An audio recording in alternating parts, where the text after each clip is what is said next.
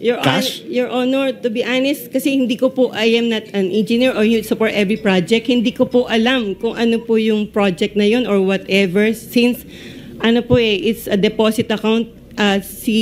Yung depositor na po talaga yung nakakaalam. It's hard. Well, anyway, as bank manager, it's hard to believe na hindi katakataka na sa loob ng 2 araw, yung pondo ng gobyerno pwedeng ilabas ng kalahating bilyong piso na basta-basta.